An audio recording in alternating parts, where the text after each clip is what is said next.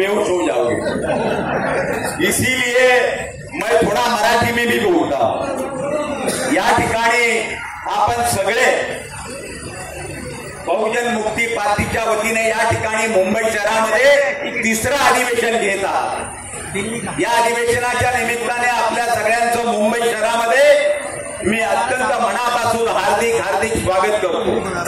मुंबई मधली परिस्थिती फार विचित्र सुरू आहे। अदानीला अख्खा देश फुकटात आणि स्वस्तात विकण्याचं काम चालू है। कुछ लोग कुछ लोग बोलते भी है, जो चाय बेचते उन्होंने पूरा देश बेच दिया है। ये सारी स्थिति को ध्यान में रखकर तुम्हारी और हमारी जिम्मेदारी अभी बहुत बढ़ गई है आणि म्हणून या ठिकाणी बहुजन मुक्ती पार्टी महाराष्ट्रामध्ये सुद्धा वाढायला पाहिजे।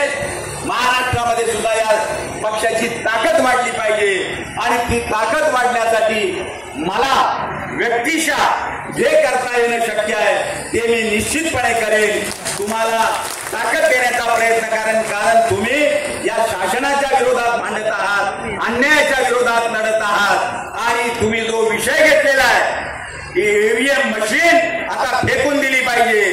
ईव्हीएम मशीनच्या द्वारे निवडणुका होता कामा नयेत। बॅलेट पेपरच्या आधारावर निवडणुका झाल्या पाहिजेत।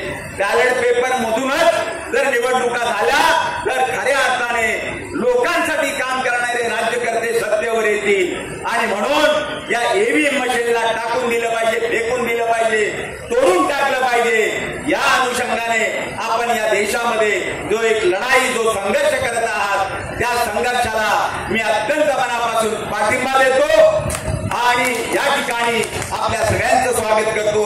आपल्या सर्वांना वामन केशराम साहेबांचे विचार ऐकायचे आहेत। या ठिकाणी माने साहेब बोलतील आणि जी सगळे या ठिकाणी बहुजन मुक्ती पार्टीचे पदाधिकारी बोलणार आहेत आपल्या सर्वांचं या ठिकाणी मी स्वागत करतो आणि सातत्याने तुम्ही जो अन्यायाच्या विरोधात लढत आहात त्या लढ्याला आम्ही सातत्याने पाठिंबा देऊ अशा तऱ्हेची या ठिकाणी ग्वाही देतो आणि या ठिकाणी थांबतो।